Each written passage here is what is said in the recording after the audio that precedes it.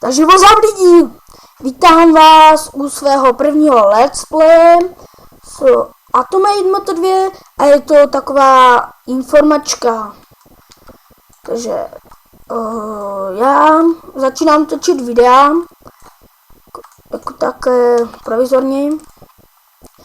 A co bych vám řekl, no, zatím 91. level, už jako nějaká ta full PVM, zatím nějaká PVM výbava, jedá 35 průmka, jsem dneska jakože měl 40 průmků, ale omylem jsem ho jakoby dal do toho začárku, takže smůla.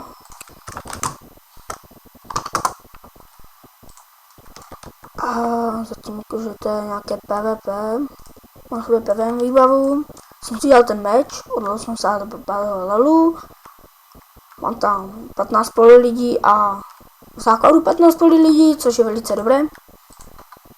Takže půjdu do podivného Metinlandu a sejmeme si jeden metin a mohl bych to ukončit.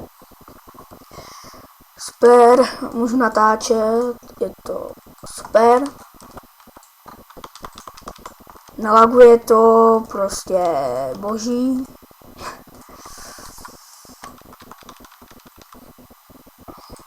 Jakože to je moje úplně první video z Metinu a tak. Takže bych chtěl, abyste mě podpořili lajkem, odběrem, tak.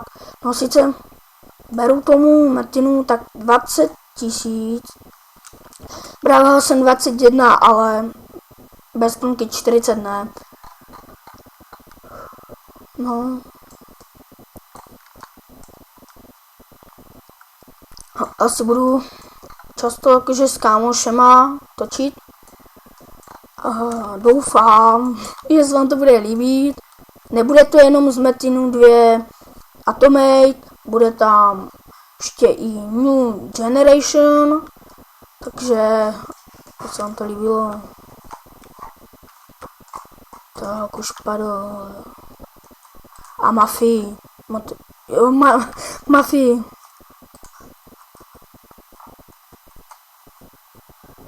No. A moc z Minecraftu bude. Videa budou později, až se k tomu dostaneme.